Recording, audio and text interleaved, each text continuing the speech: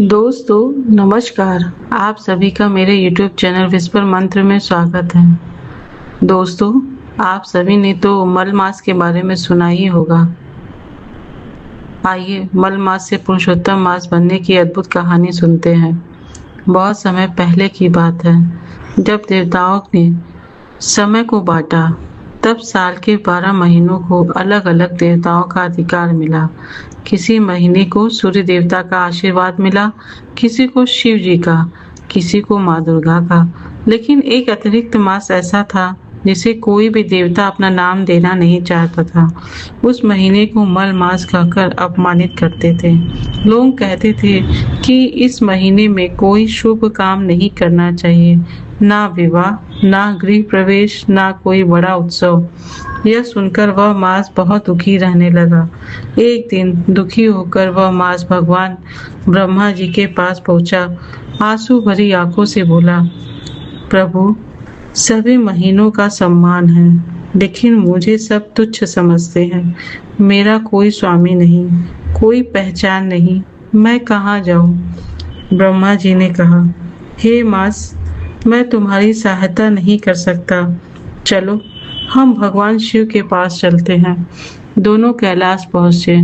भगवान शिव ने भी उनकी व्यथा सुनी, लेकिन बोले, तुम्हारा दुख बहुत बड़ा है, इसका समाधान केवल भगवान विष्णु ही कर सकते हैं। इसके बाद वह मास भगवान विष्णु के धाम बैकुंठ पहुंचा। भगवान विष्णु ने उस दुखी मास को देखा तो उनका हृदय करुणा से भर गया। भगवान विष्णु मुस्कुराकर बोले, हे मास, आज से तुम तुच्छ नहीं रहोगे। मैं स्वयं तुम्हें अपना नाम देता हूँ। अब तुम पुरुषोत्तम मास कहलाओगे, क्योंकि मेरा एक नाम पुरुषोत्तम भी है। यह सुनते ही वह मास खुशियों से भर गया। भगवान विष्णु ने आगे कहा, जो भी भक्त इस महीने में पूजा, जप, दान, कथा और भक्ति करेगा, उसे कई गुना फल मिलेगा। इस मास में किया गया छोटा सा पुण्य भी अक्षय होगा।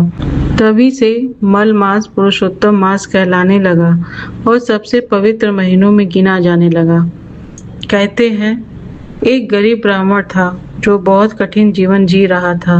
पुरुषोत्तम मास आने पर उसने पूरी श्रद्धा से भगवान विष्णु की पूजन की, व्रत रखा और रोज कथा सुनी। धीरे धीरे उसके जीवन के सारे दुख दूर हो गए। उसके घर में सुख, शांति और समृद्धि आने लगी। इसी प्रकार एक राजा ने भी इस मास का अपमान किया था। उसने कहा, यह कैसा महीना है जिसमें कोई शुभ काम नहीं होता। उसके अहंकार के कारण उसका राज संकट में पड़ गया। तब ऋषियों ने उसे पुरुषोत्तम मास का महत्व बताया। राजा ने पश्चाताप किया, भगवान विष्णु की आराधना की और फिर उसका राज्य पहले से भी अधिक समृद्ध हो गया।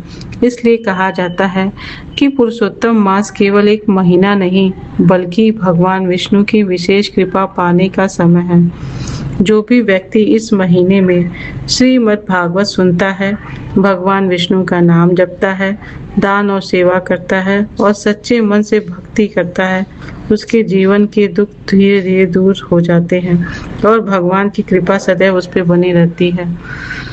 कहने का तात्पर्य यह है कि इस कथा से हमें यह शिक्षा मिलती है कि किसी का अपमान नहीं करना चाहिए, क्योंकि समय बदलते देर नहीं लगती।